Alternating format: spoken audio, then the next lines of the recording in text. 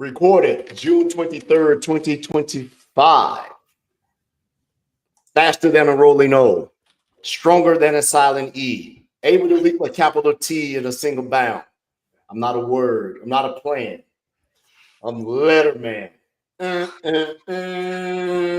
Speaking of which, I'm out of uniform.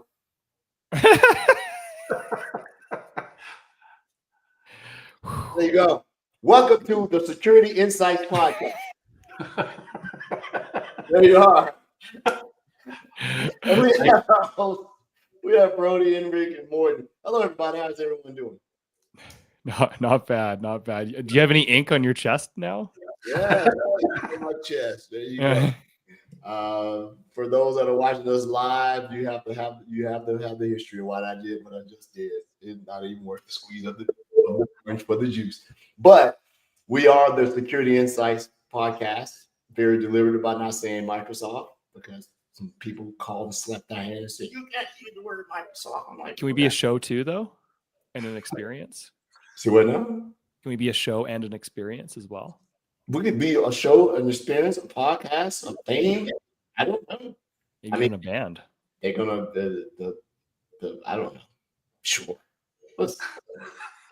So, Henry, Morton, where you guys been? Yeah, doing all the important things and living your best life. Thank you so much for coming on. I believe me when I say I understand the time difference. I do because I was there. I know exactly what the time difference is like. How you two doing?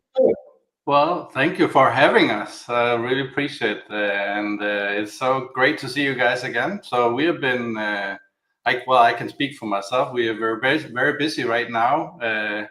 And as a matter of fact, we are planning our next Experts Live event. So we are doing a lot of community planning right now. Trying to make some community love, give back to the community. So it's all about that right now. So that's a lot of things going on. Yeah, that way right there. Yeah. I know you guys are always doing the community stuff, and it's professional. When you stop one, the next one, even though lots of help, and we've had some of your comrades who are in that circle on the show. Very good. Is there anything to do with experts coming up here in the stateside, or are you guys still working on your next one for the local locale? Or you can't say if you can't say. Well, we can share. The website is actually online right now, where you can also go in and check it out. It's ELDK 26.expertslive.dk. So Experts Live Denmark 26. Expertslive.dk. So, but I'll share the link afterwards. We are in the early stages right now. To be honest, it will be a huge event, more than 1,000 people. We're targeting roughly 1,150 people. And we will be doing almost 100 sessions spread out on 2 days. So that will include both masterclass training. It will include workshops, sessions, one-on-one, meet the experts, panel discussions. And it will be in the biggest venue. Actually, you stayed by the hotel, I believe, when you were in Denmark. So like this funny building, the next to it, Bella Center. So it will be out there, but that's the venue. It was a beautiful. I don't know if it was a park proper, but I ran through the woods and passed through the park, and I still remember being on the water too. Yeah. When we were on the water, it was super convenient to the rail system. I love Denmark rail system. Also, it's just easy. Yeah. And that's good. We have a planning meeting on Thursday, so where we will be, trying to look at all the details and lay out a plan and stuff like that. So it takes some effort, but we love it. So it's a lot of fun, and now we have tried it a couple of times.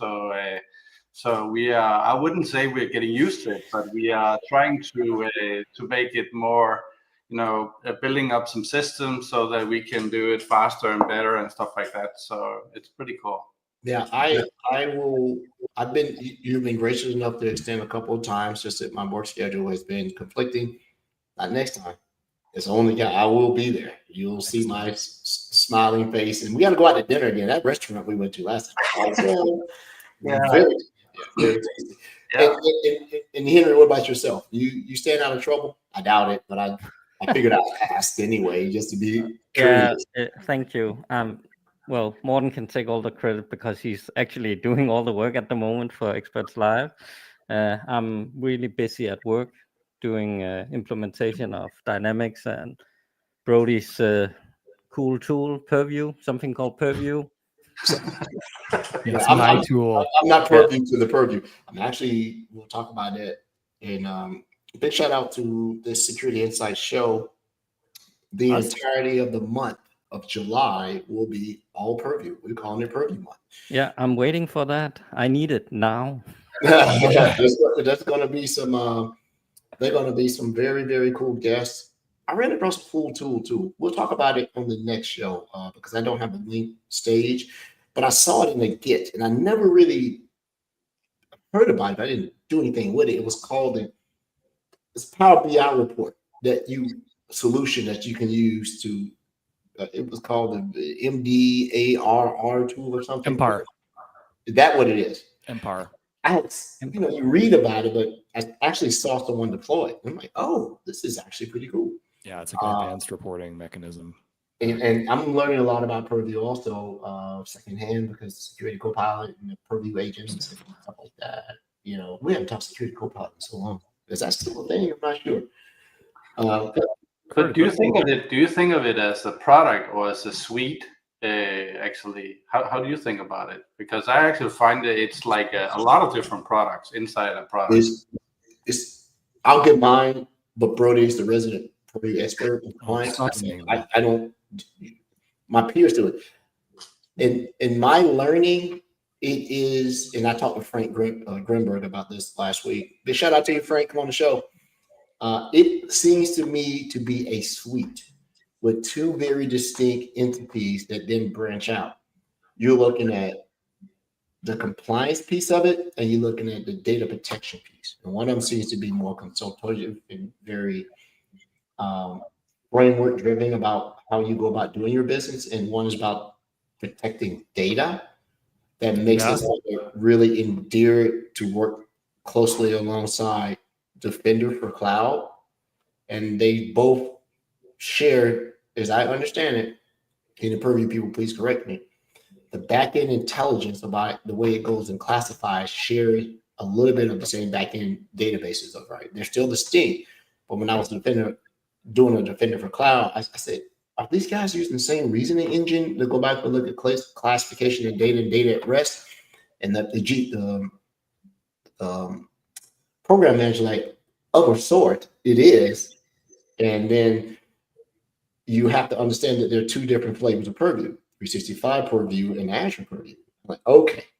So we're used to procuring it through buying a license, and you got to have P2 and all this. And then there's a way that you go stand up Purview in Azure. But not to steal the thunder, because I'm not the Purview person, you're going to get all your questions about Purview answers here next month. I think our first show is, 7 days until the month. Our first show is July 7th. I had to look back to the calendar. Wow. And so we got one more show in June. Wow. But this show, well, hold on, Brody, what are you doing? Since, you know what? I'm going to raise my glass. It's okay. The Edmonton Oilers are still my people. The Florida Panthers. I'm not an Edmonton Oilers fan, for the record. And Well, I am. don't get me started because we're not friends. We're not friends. We have history. Our teams. Well, I was. Man, I followed them. I wanted them to win so bad, but it's not good enough. They're too top heavy. But like I could talk about hockey the entire episode. If you want me to. And they talking about, well, we got to get younger. Weak on the boards. They're too weak on the boards, and if they break out in the middle, fine. But then you just got to get on them, and they're too top heavy. It's the same thing with Toronto. They're too top heavy. They don't have enough. They don't have enough like bottom six contributions. See, I could just talk the whole time about this if you want me to, but it's too bad. It's too bad they couldn't get their blank together and get it done this time. But Florida's a powerhouse, so They start out so slow, man, and they plan for behind, and they get discouraged about it. But you were right. The way we define two top heavy, they were talking about, well, you got to get younger. And then they mentioned gold kid. I don't want to get, you know, I want to go into this experience who's not going to panic, right, and stay down. But you know what happened. So yeah. yeah. Florida deserved it. The better team won. So I mean, you know, better team won. To our listeners from last week, I guess we need to do a little explanation. We had a huge scheduling faux pas, so we ended up having to cancel the show last minute, which is probably in the 5 years that we've been in existence. That might have been the only fifth time we've actually had to cancel a show. We I guess, you know, had work and we got the scheduling confused. It was a third party recommendation, and we just everybody thought everybody else was doing something. So we just said, you know, I was out. I wasn't feeling well. I was traveling and got sick traveling. That's what really killed me. But I was trying to get on the show. But big shout out to you, Brody, for handling everything. We'll get that guest rescheduled and redone. Like we had our guest tonight. People get sick. I mean, I'm surprised more people didn't get sick at the conference I was at. It was a gazillion million people, and then they had some conference right at the same time where they had young up and coming doctors. They literally had 3,000 kids that checked in one day at the hotel. These were future doctors. I forget the name of the academy. I'm like, why are these kids? They're like ants. They're all over the place. And children you can just see the disease and pestilence around them as they walk around and do that. It's my daughter's third week at daycare, and I am on my second cold. The first one like leveled me 2 weeks ago. Like I was like crippled in a ball. I was like, I couldn't do anything. And I just took the whole day off work. And today it's just a cold. It's just, you know, congestion or whatever. Just, you know, they have meds for that. So other than life problems, you break anything good before we get into the meat of the show? Anything? Break anything? I'm building. What am I doing? I'm learned a bit of Terraform. Deploying, because customers at Terraform shop, and we're doing an infrastructure as code project with them. And I'm assisting with making sure that their customers automatically receive the assignment of high priority compliance items, like resources that are out of compliance, so that they don't have to manually do that. And then on top of that, ensure that they're being alerted to that. And then I'm also helping make them probably a custom Power BI dashboard within the CCO Insights reporting suite that I've been working a lot with lately to help the leadership team understand when the down level customers are out of compliance for a long period of time when they're overdue. So I've had to learn the Terraform aspect to do the automation in terms of assigning and alerting on these items, because each customer is responsible for one or more subscriptions. And then also how are we going to report that up? Because they don't want to, you know, they're very infrastructure as code focused shop these days. That was the point of the project. So so just kind of crash coursed on that, and so I haven't broken anything. We only build in industry solutions. We only build. Yeah, improve and modernize. Yeah. And I jumped into Azure at the beginning of 2009, 2010, whatever it was. That was my exposure to infrastructure as code because I learned HashiCorp, right? But I haven't touched Terraform. But I mean, if I had to stumble through it, I probably could, but it's not what I do anymore. But you know, all those things in that whole HashiCorp solution set.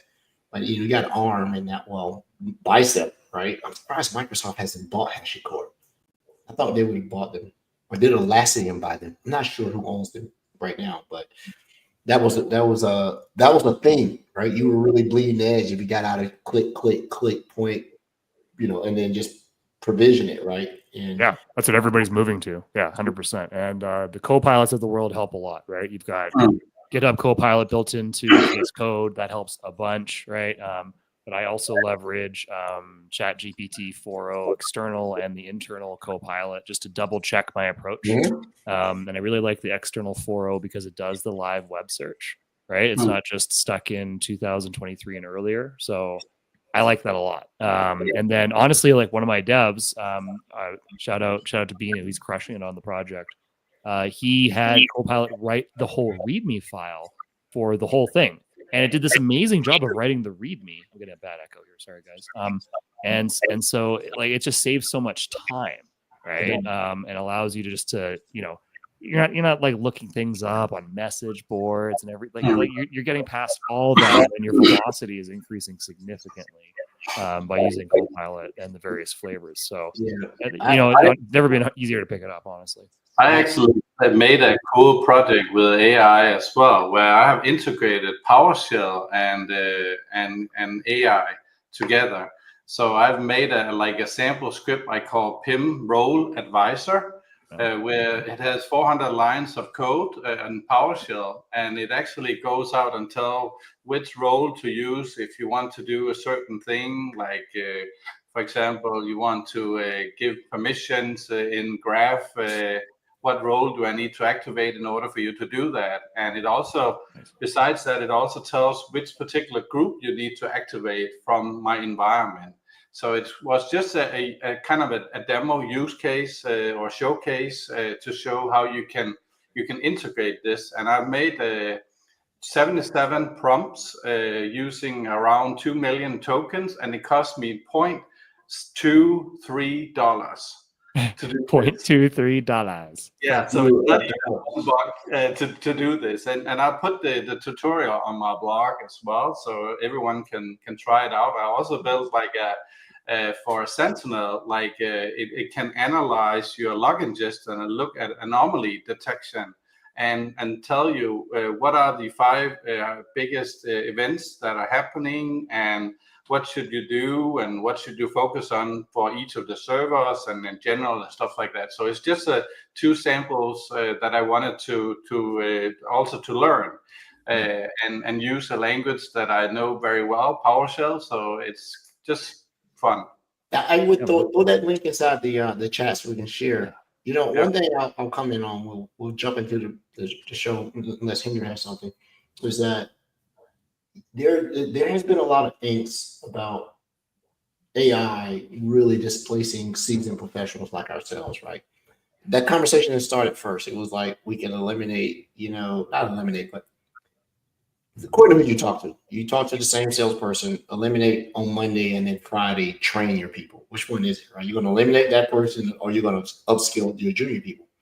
But when it's in security, you'll find that it is taking on a very difficult task, because a lot of things about seasoned security individuals is hard to replicate with AI. Like the seasoned security individual is probably a seasoned networking person, probably has some very meaningful development experience.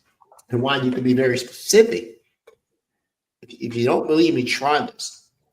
Write a solution is similar to what Brody did and what you did, and then ask that person, what are the security ramifications as I deploy this as is? It will stall that AI out. It'll give you answers like, well, every environment is unique, without us knowing more information about your environment and everything. So you'll see that these copilots are, you'll see these AI models. Let me stop saying copilot. You'll see these AI models not be able to be very creative or thinking outside the box, because they don't know how to be subjective. They seem to have a little bit bias, but when you ask them the question, do like this: if I deploy this solution that you just wrote, will I get fired for security violation? But watch what it does. It'll sometimes they'll come back and say, well, we don't want to answer that. We don't want to say this because it could be career affecting or so on. So you'll see that. I found something else that'll break it, and we'll get into the MVP thing. I know Brody. Well, God, you're all foreigners. I'm the only American here. We have Danish, and we have Canadian. We are the show of the people of all the world. All right. Are you familiar with the term dad jokes? I'm sure you are. Yeah, that's my life is dad jokes right now, man. My life, I love them. If I need a good giggle, a good laugh, I listen to some of them, and I've been doing it, and I love it because it aggravates some people so much. Like, Yeah. the dead joke. Oh, wait. Speaking of that, did you know that they're calling you an owl? They call me an owl. Yeah. Did you know? Did you know that? I did not know. Do you know who I'm talking about? No. Do you know who? Ooh. Ooh. Just want to do a dead joke. How did a hamburger introduce his girlfriend? How? Meat patty. That's good. Oh, that's a dead joke. Hey, we gotta have an episode of security dead jokes. I promise you this. I put one inside of the teams with my group. Nobody got it, so the guy that ran through Copilot. He choked. He said, "Dude, I must have burned 50 million SCUs or whatever else to finally figure out the answer." Robert to figure out the answer. And the dead joke is this: what's the difference between 11 plus 11 and 10 plus 10? What? There isn't any. 11 plus 11 is 22, and 10 plus 10 is 22.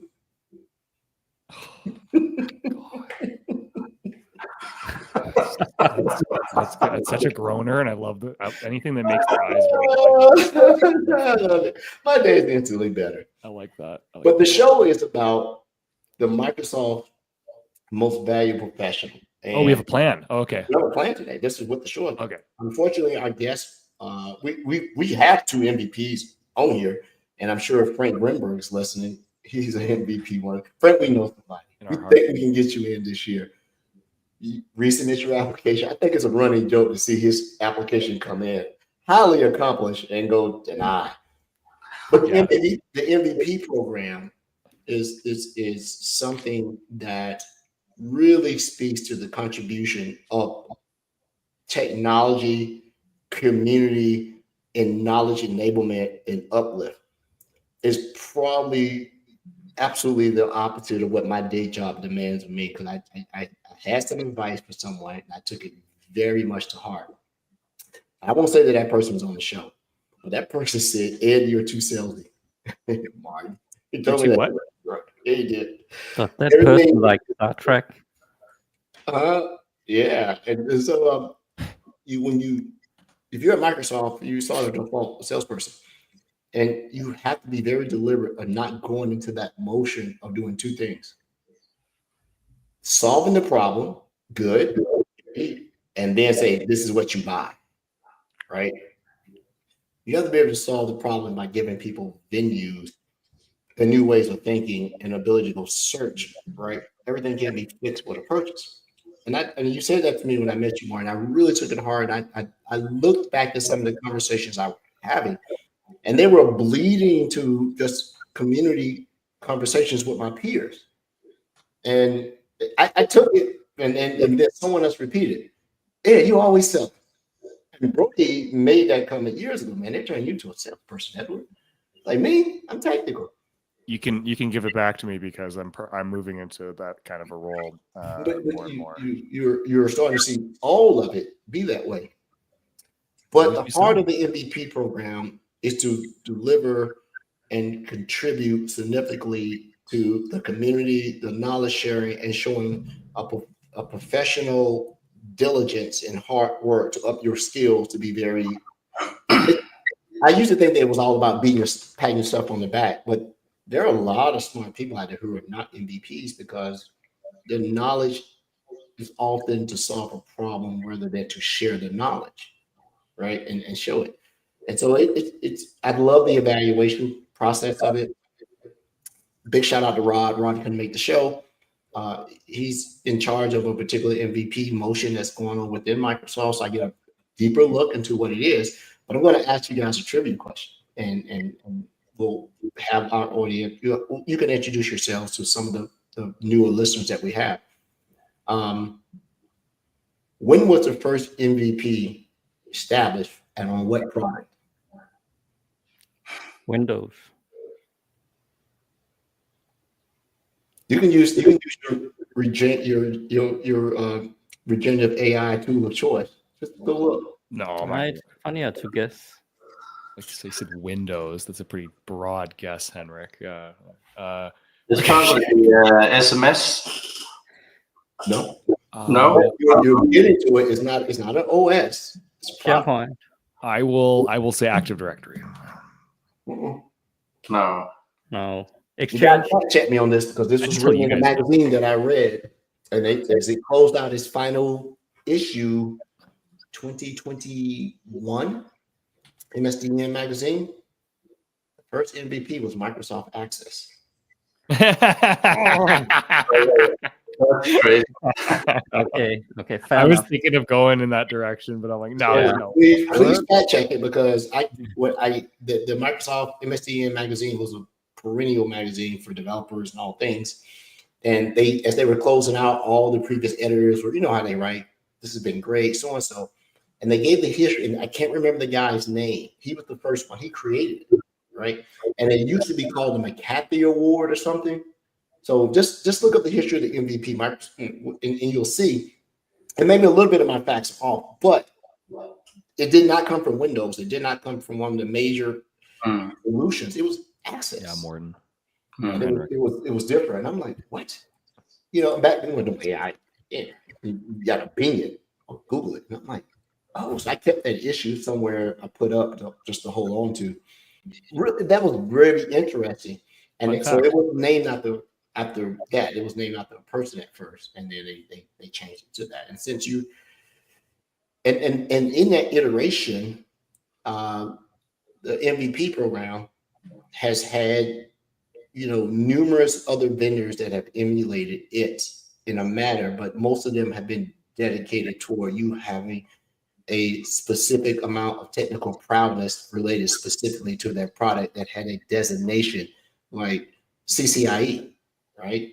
That number is covered. CISSP, that number is covered. But you get where I'm coming from.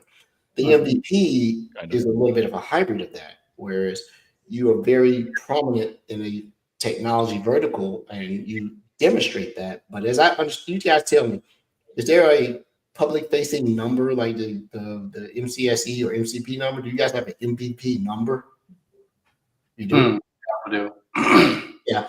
And I never achieved the MVP. I don't think I've ever achieved MVP. No. They had some cousins to it. Remember Exchange Ranger? Ranger program? That was the thing. Remember the Microsoft Certified Architect MCA back in the day? Masters. Well, there were masters for examining exchange and stuff like that. Yeah. Yeah, they had two of them. They had Active Directory, and there was one more. I can't remember the other. Right.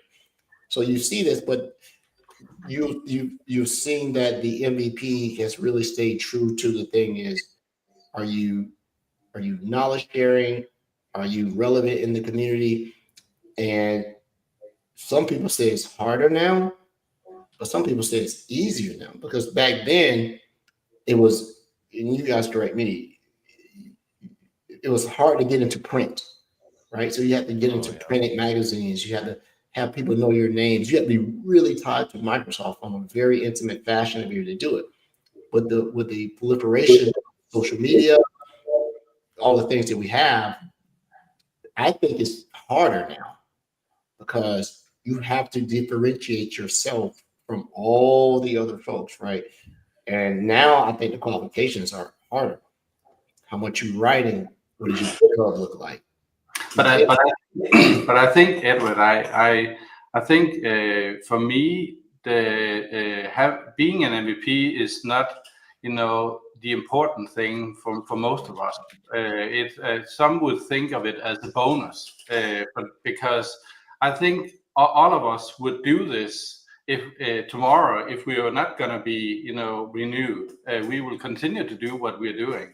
So being an MVP is just kind of the bonus of it. It's not the goal for it. It's actually because we really love to do what we do, and we gain a lot of energy from it, and we can inspire people, and we can say, you know, being on stage or getting a feedback on a blog saying, well, you made my day, or I've been spending 12 hours and I found this blog and you you nailed it, and so on. And those are some of the things that personally I can say that I gain a lot of energy from, and it's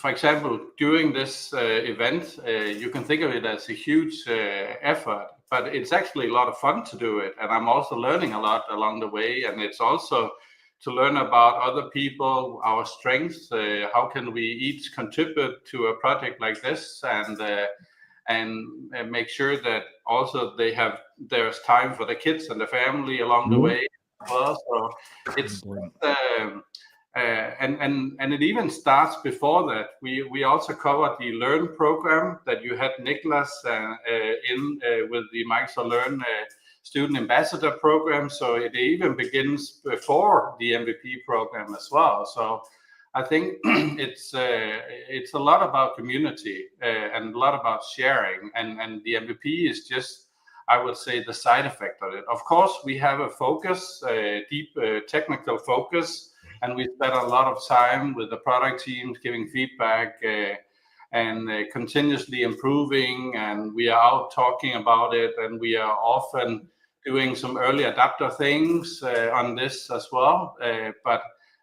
But again, going back, it's a lot about the sharing part, I think. Yeah. Well said, Morten. Well said.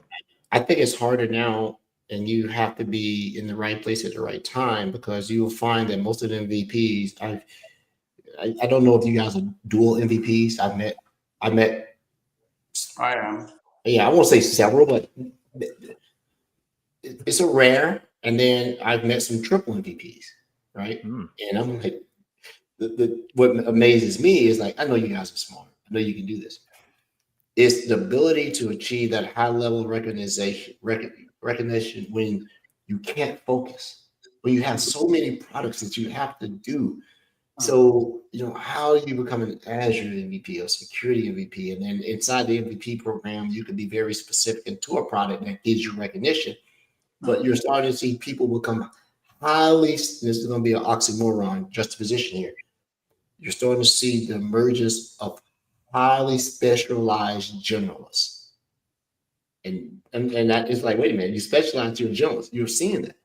And the generalist is because instead of being super specialized on one aspect of a product, they're expecting you to be an expert on the platform. XDR, right? Defender for Cloud in itself is a career, right? And you're starting to see these all across. Like when I went for my CCIE, you were routing and switching. I was confused that first time around because there are so many different router types. The Catalyst OS, I'm dating myself, 5505, 2901s, and things you put in your lab. But they weren't testing you on the hardware. They were testing your ability to navigate Cisco iOS, right? And being able to do these things. So once I realized they're not testing you on how to configure individual things, if you can write it here, they very, very rarely test you on the feature and functionality between hardware types. Can you navigate that? When you're seeing this in the MVP, how do you focus on being an Azure Cloud MVP, right? Am I data AI? Am I security? Am I analytics? Is there such thing as a quantum MVP? No, but you have to specialize. So for example, I'm an Azure MVP and I'm also a security MVP, but you have to go into a technology area. So in my technology area is management or governance. For example, Azure Monitor and stuff like that. And inside the security, it's SIEM.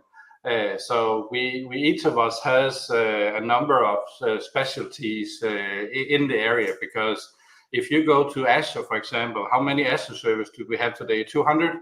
You cannot cover them all, so you have to focus. So I think that's also part of being an MVP, that you can go deep on these topics here. Harry, how is it for you to do it? You're a consultant, right? Yeah, he's consulting. I'm a customer. I'm a customer actually to Microsoft. We're all customers. Yeah, so I'm the real deal here as a customer. The struggle was also real for Morten for dual MVP, right? I remember at Summit, Morten had the struggles should I go to the after party for Azure or should I go to the security ones? I mean, the So struggle what is did I real. do, Henrik? So what did I do? Yeah, I you went to both. mall. Yeah, you go to both. Go to both big time, right? Yeah, Yeah. yeah. And the struggle Shake is hands, real. kiss babies, go to the next one. Absolutely. Yeah. Yeah, it's hard. It's definitely hard to be in more categories because even just in the security one where I focus, there's a huge ban in the XDR stuff, right? If you know MCAS, you know identity and the endpoint stuff and the cloud, yeah, and then Defender for Cloud and Sentinel. It's really huge topics to be able to cover, and also just throw in Entra ID, of course, because of service principles and stuff like that. I guess the key point of those that are MVPs we actually see is that everything we all have in common is probably the growth mindset, the woke stuff that we love to learn. Mhm. Everybody loves to learn. Yeah, I agree with that. I think that is not a overreaching thing. I think everybody loves to learn. They just like to learn at their own pace, at their own volition, and at their pace. You know, you mentioned a couple of topics, and Martin mentioned Sentinel, and we were just talking that if you are truly at level 300 or 400 level Sentinel, you're probably a pretty deep, cloud security architect for Azure. That kind of stuff we have to know, because those Sentinel pieces are built upon a cloud platform. They're not Sentinel. You're talking about log analytics. You're talking about event hubs. You're talking about logic apps. You're talking about VCRs. You're talking about all these things that you are configuring a logic and an intelligence and a feature set on top of a cloud platform. And the differentiator is that they do some security stuff in it, right? And so you have to learn PowerShell, right? I know KQL is the language of heavy for these things, but PowerShell is still how you do a lot of things in there. And then once I started doing Sentinel years ago, I tried to stay away from it. You better learn some Python. You got to get it in. You start messing with notebooks. You got and each of the feature sets, you could be a subject matter expert inside Sentinel by just knowing 2 or 3 feature sets. Like, I stay away from notebooks. They're hard. I never was good at Mystic notebooks, Jupyter notebooks. I still not. But I love being able to take markup and JSON and create workbooks, right? And I like analytic rules, and I like Yuba. But some of the other stuff, I'm like, I don't want to do that, right? Let me ask the question, and I'll start with you here. I've met both of you. You are very humble. You don't look for a lot of praise and all that. Why did you go for the MVP? I'll start with you here. Why did you get it? Was it a bet? Was it a promotion? I can actually tell you what the story was with me, because I have been doing what I've been doing for more than 30 years. And I think I've been doing what I'm doing. So it's the same that I do today that I've been doing for the last 30 years. But at one point, there was a Microsoft person that said to me, Morten, you should start to do some blogging, to share all your things externally, because you're giving a lot of value back to the product teams, but you should actually start to do this in a formal way.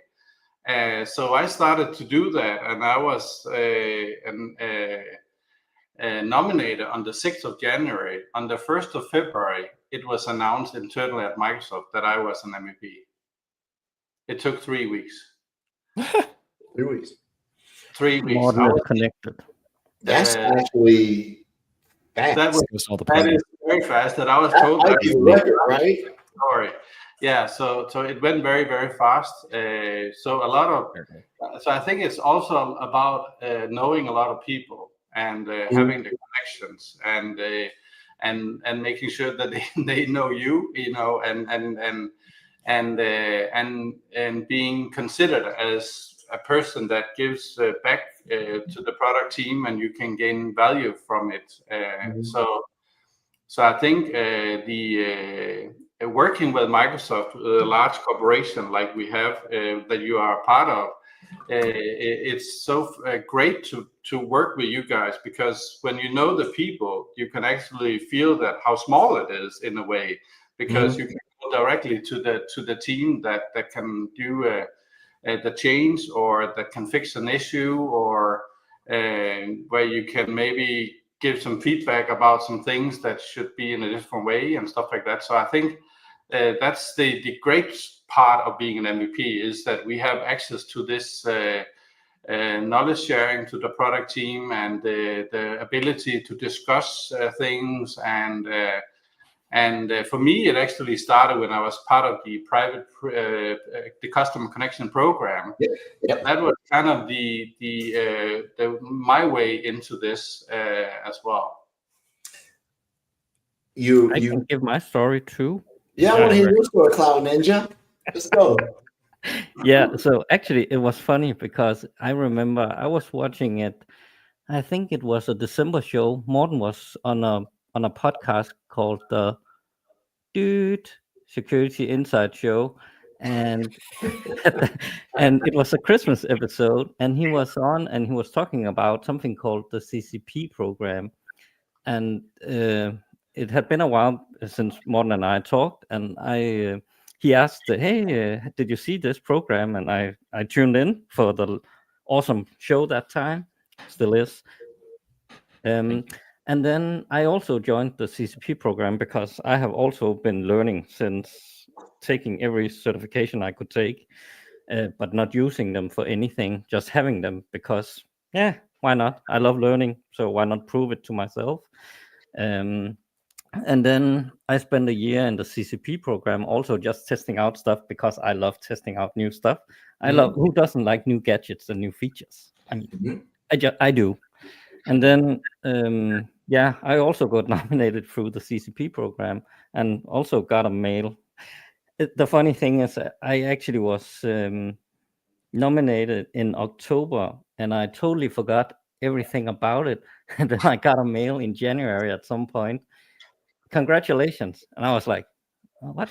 Oh, yeah, that was the MVP stuff. Yeah. Yeah. And I was like, cool. So working at Microsoft gave me the insight. So big shout out to Christina Quick, who runs the CCP program. And that team is what Rod, our co-host, is part of that team for Purview now. And so one of the biggest things I did, and I learned a lot about it, is because in the infancy of Sentinel, that CCP program was not too much older, or maybe created along the same lines. Maybe just my purview of it, no pun intended. I didn't realize it was there. But you're right, who doesn't love the CCP stickers? And so I actually worked in it, did it. I've never been as far as a customer because my entirety of my knowledge is because I'm an employee at Microsoft. But I got all my customers in it. That's like one of the things I do when I'm on board. If you're using this technology, you need to be in here and contribute and listen to your peers. I really got to understand the nuances of it when I was part of the Defender Experts team. You got all of that. Just look at it. Show off. And if you guys are watching live, Henry is showing off all his CCP badges. I got him too, man. It's called Campbell. You just make them up, right? Go to Crowley and make them up. And so you get to provide that feedback, and you get, when we've had shows about this. Matter of fact, it's a show coming up. Very much about that coming up. I think it's next week to talk about the CCP program. And you get to provide feedback that is actually being reviewed, from surveys to private previews and things along that line. The CCP program actually allowed me to, I don't know if I can disclose on the show, but to review a private preview feature set that was coming out that I found huge deficiencies in it. And I was able to reach back out and say, yo, we need to look at this. This is, I don't think I've ever shared this with you guys. I'll share it with you later. I wrote a paper on it internally. The paper could not be published publicly. And that program is excellent. The cool part about it is that once you are approved, you get added to that Microsoft Teams channel, and you get all the stuff. You get to see it. Teams is easy now. You can flip between personas. That way I don't, and if you know how to do it, you can isolate teams. I can run 2 different teams with 2 different logins at the same time. I can see, I don't have to switch anymore. I can just watch both of them now, right? But that's the cool thing about it. But the MVP program, when I think I had gotten close enough to, and I knew enough about it, I was still a customer. And how many of you guys remember the virtual TSP when you had a purple badge? So you had a purple badge, you were almost a blue badge in Microsoft. You had access to all the things. I think the requirement, you had to work at a partner, you had to be sponsored. You could go into all the buildings, you could do all the CIE labs, all those things. They changed the terminology to a P-seller. And now that it doesn't have teeth, I think now the teeth has solely been given to MVPs, where you get that badge at work, you get access to stuff. You can call the product group, they know who you are.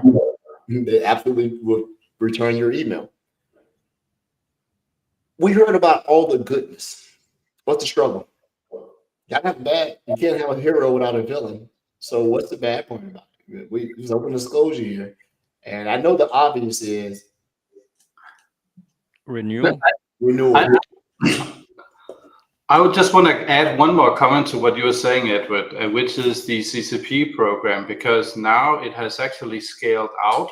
So several of the product teams within Microsoft, for example, in the Azure team, has now adopted this. So now we actually have an Azure, connection program as well. So this is really cool that the way of working has now expanded to more product teams. They are not fully adopted the Teams way of working. They're using Yammer, but again, the most important thing is that we have a structured way to communicate and give feedback and have a dialogue on this. So I in general, I love it. And the second part about the struggle, so for you, I think for some people that want to become an MVP, it can be a struggle if they don't know who to talk to, and they don't know how. Maybe if they are more introvert, it can be a struggle. Considering if you're more easy with people to speak with and stuff like that. So I think I have a lot of people that come to me and ask if I can help to get to talk with the right people and stuff like that, because that can be a little struggle. So I know some people that really wants to become an MVP are struggling in that area, and we really try as much as we can to help. But it can be a little struggle. Yeah, that's a good point. That's a good point. I think my biggest thing to sort of never achieve the accreditation, and I think when I probably got good enough to achieve it, I work at the mothership, so you can't be an MVP and work at Microsoft. You can't gain a credential if you're already here. If you won prior, you have it, but you can't renew it until you leave. Yeah. But one of the things that when I came up, and I think I'm probably the oldest one on the call, easily, my badge is I used to train. So ATG, New Horizons, I still carry my Microsoft Certified Trainer designation. I renew it every year because that was my give back. I like to get up on the podium. The labs never worked. You have to go configure all the stuff, and you get all your laptops out of the case that used to send to you. You set up on the table the Pelican case, and you test everything out. And I remember, teaching Exchange 2007, OCS, teaching Exchange 2010, migration, teaching BPOS, all those things. So I still renew my, my Microsoft Certified Trainer. And then oddly enough, I haven't taught a course in 2 years, but I did the qualifying stuff to be able to do it. And so I actually logged in and said, oh my God, there's different venues that you can renew. You can go teach a course for free at a college or high school. They will recognize that, right? You have to use the official curriculum. So I logged in to download it. And I'm like, oh my God, I forgot all these resources you have. I mean, complete concierge, PowerPoints, Words, lab setup. The lab environment got blasted to atoms last year. And I think they went to a new lab provider. I have no idea what's going. But I found a renewed feel good this week because I actually had to log in, renew my trainer, put my CPEs in. And then I really went to the MCT, what do we call it? Not Village, MCC. Yeah, we got a name for it, right? It's still on Yammer. And so I went through all the course material, and I go, oh shoot, look at all this stuff. download all the things and the thing, because we're so used right now to just going to learn.microsoft.com and all these other things. There are still companies who are out there making revenue by teaching in-person courses. That seems so archaic these days, but that's still a thing. And I think you're seeing the resurgence of this. And I don't want to predict, no tea leaves here, that employers are sending their employees away to go get training. Because if you got to do training in your house, which is now your new office, you're not going to do it. You're just not. You're distracted. The dog's barking, the bees are buzzing, and the woodpecker pecking on my house every morning. Not for long, though. Promise you that. And so I love that piece. When I hear the MVP arena, you just, to me, it seems like, I know YouTube, Mona that's been on, a few others that have come on to this. It seems like it is a thing that it's a blessing and a curse. You got it. Renewal come up, you don't want to lose it. You want to hold on to it because you want to go to that party in Redmond. You said Usher was there. I'm like, wait a minute, why am I not there, right? And and then when you're MVP, you get to come on cool shows like this and hang out and get sing. Yeah. The redacted shirt. We got to get you guys updated shirts. The struggle with the renewal process is probably it's because there isn't it isn't defined. How do you become an MVP? The road for Morten and me has been different, right? We're doing different stuff in the MVP space than so a lot of other people. So every time somebody is asking me, I'm saying you got to find your own way and do what makes you happy. It's not a job. And I also want to say the good thing about it is that you can contribute in many ways, also depending on how it fits into your life. For example, let's say you are like Brody, having a small kid, a 1 year old, then maybe you want to be home, and then maybe you're doing a lot of blogging, as an example, or writing a book or whatever. Whereas in my case, my daughter is almost 18 and son is almost 17. So I can maybe go travel and speak or whatever works. You're free, Morten. You are free. I'm not, but things are different depending on where you are in the life and how you feel and what you like. So I know a lot of fantastic people writing fantastic blogs and doing a great job, and I know a lot of people that enjoy to go out and speak and present and some write a book or whatever they do. So that's a good thing about it. There's no right or wrong way to do it. We find our way, as Henrik is saying. Yeah, I like that. As we get toward the back end of the show, you're ready to close here. Is that for those who saw the title of the show, our net new listeners, maybe you thought the show would be about a very prescriptive and descriptive way to achieve the MVP status. As Martin and Henrik said, there is no wrong or right way. Your path will be your path, right? And so we didn't come on to sit here and say, here are the check things to do, because we don't want to see it and give you the impression that if you do these things, that when you submit your application, that's going to be a shoo-in. You could be the most prolific blogger out there making the videos. You could be Savalas, the guy that has the big old arms on YouTube that's stretching. Like, dude, get a bigger shirt. Is he right? He doesn't say, I don't want any beef. I'm just kidding. But you can find that level of achievement without having volume. If you believe volume will get you there, that's not the case. It is absolutely the value. Because if you think that in this day and time, with this day and time, it has to be value driven. Are you contributing to the uplift of the content community in relationship to this? Because I believe there's going to be a higher scrutiny now with these generative AI models that can run a blog for you, that can do these things. And so now I call, what do we say on the show? You have to press the spin. You have to be up on stage. You have to shake the hands. You have to go through these things. A lot of it is also, what will you pay out your pocket? Because when you travel to these things, a lot of these things may not be sponsored by your company. But I'm going to Black Hat. and my job's not gonna pay for it.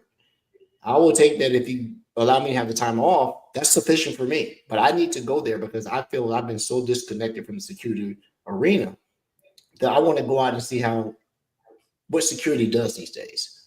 What is everybody doing? And that's when I'm not going to miss the Defender experts. The one in Denmark, you will see my pretty face there. And I don't know if I can say it's on the show. I'll edit it out if I can't a little bit late.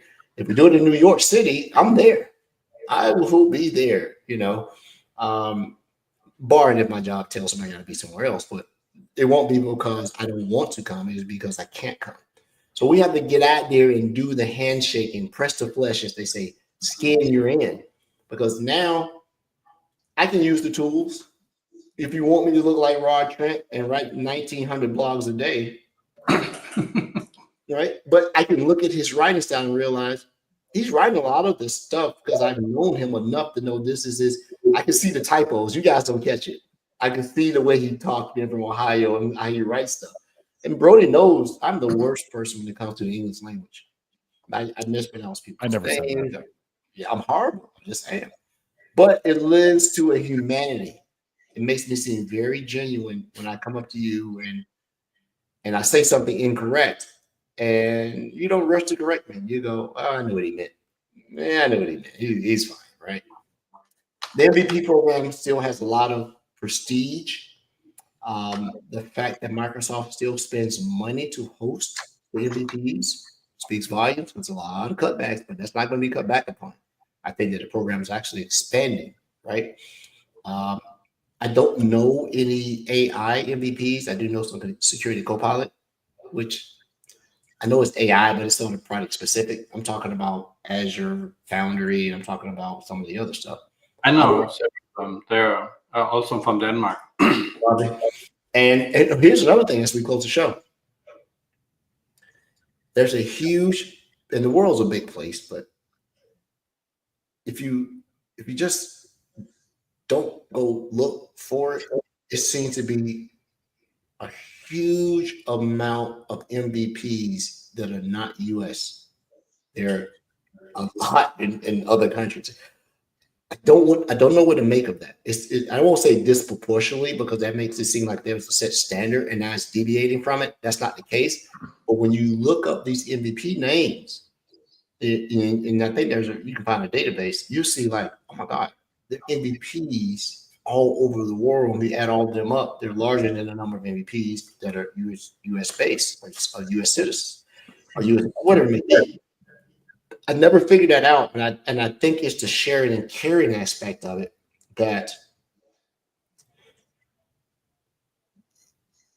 you can go after MVP. I've hit some people up, Jan from Kuso Query and KQL Search. They answered. Oh yeah, Nagar, Sergey, and sometimes if I hit the same question to someone that may be an MVP in the States, the response comes, and I want to attribute it to the time zone. Maybe when I'm asking, we're sleeping, and then when it's out there, you can't maybe getting up. It looks like that's a big thing to be able to show your knowledge. And once again, not bragging, just a matter of fact, and you do it. So I don't know. We had the same thing on our show. Brody and I would always have certification, contests in the fall, because he said he was busy during the spring and the summer, right? There you go. But we haven't taken it in a while. By the way, I want to just make a small commercial here about our event in Denmark, because the topic that we are talking about here, where you can actually go up. We have a tent. We're going to make some different tents, and one of the tent is for community, and there are some sessions where you can book one-on-one with some MVPs, and one of the topic is career path. So you can come up, ask questions about how can I become an MVP, or what should I do if I want to go into community? Can you help me to do that? So people can actually book on a website like a 30-minute session with some MVPs and come up and ask questions in a safe place. And the second topic we have is actually the CCP program. So we can book people that want to learn more about it and speak with people that are part of it as well. So that was kind of my little commercial show here. I love it. Forgive me for not knowing exactly when that CCP is coming up, but I think the train is on it. So Next week. Yes, next week. Definitely, we want you two back. I will be respectful of the time zone, but definitely come back on it because I was thinking today, I work here, and half of that stuff, I was like, we doing that? We doing, because I have CXE meetings all the time and PG meetings, but I'm being flooded in the face and like, okay, I got to focus on this. I did have some stuff for the show notes. I'll share them. I'll put them in the show notes. We'll talk about them. There was a very good Defender mind map done by cybergeeks.cloud. They have a very detailed one. I'm looking at it off screen right here. As we get to the end of the show, I don't want to shortchange it. But this is probably one of the better mind maps that expands in the Microsoft Defender product suite from why products are named the way they are, acquisitions in the timeline. This acquisition led to this product. Here, the subset of this product. I'm actually feeling really good about myself because somebody asked me a question today about Microsoft Defender for Cloud at MCAS. I'm like, oh my God, somebody asked MCAS. So I went into it around app governance and conditional access. And I had to really I don't know. I haven't done this. We figured it out. There's a very underdocumented thing that you have to do to be able to do app governance and continued access. You have to give that particular individual the ability to onboard applications. It seems like it's not intuitive. And we need to have another episode about just Microsoft Defender for Cloud Apps, aka MCAS, aka Adelon. They're getting out of the DLP market. No more. All that's moving to Purview. There'll be no more DLP and data classification and all this other stuff. They're changing what is being used for. And it's primarily being used for detections of AI activity and things along that line in your infrastructure. So I got to meet those guys, Patrick and a few other guys that are from that project group in Charlotte. I did not know. They were like, we're handing all this off to Purview. This won't be us. And then when you go look at the data glossary of what they can see for AI applications, it's like 400 plus of them. Like, anybody can write an AI. I'm gonna make a Brody app here in a minute. I'm gonna make a dad joke AI. We're gonna do that. So what do you call a moose with no name? What? Anonymous. Almost had that one.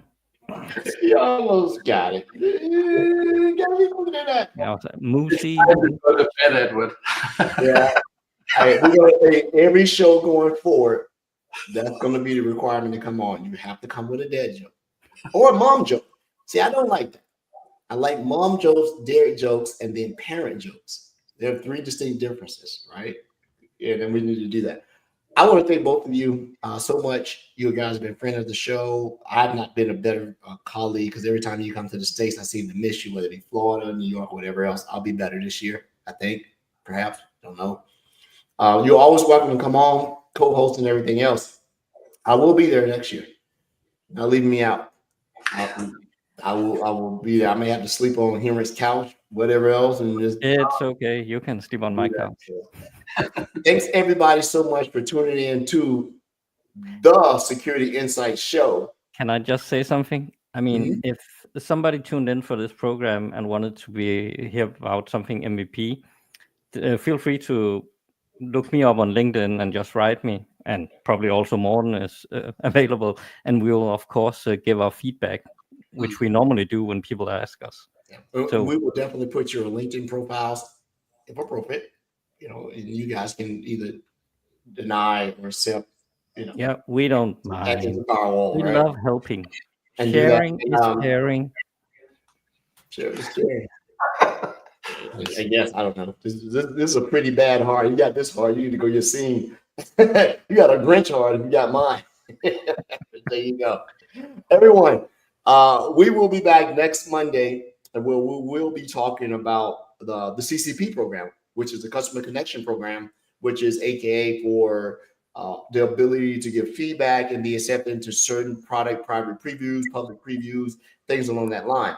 Super interesting. Our host, Rod Trent, he sits as part of that team on a very specific product set around Purview. And I think it's going to be very enlightening. We've done this before. This will be the second time I think we've had Ms. Quick on. But now it's evolved. I'm super interested because I actually helped create and V-team the Defender Experts CCP portion of it and bring in those customers. So it was a good stretch assignment for me. I learned a lot. I thought it was easy. It's not easy. To get people to participate is not easy. They just won't do it. They'll complain, but they won't contribute, right? But that program has proven itself to be a venue that a lot of changes have been by virtue of that program existing. So to everyone, have a good one. Stay out of trouble. We'll talk to you guys and ladies next week.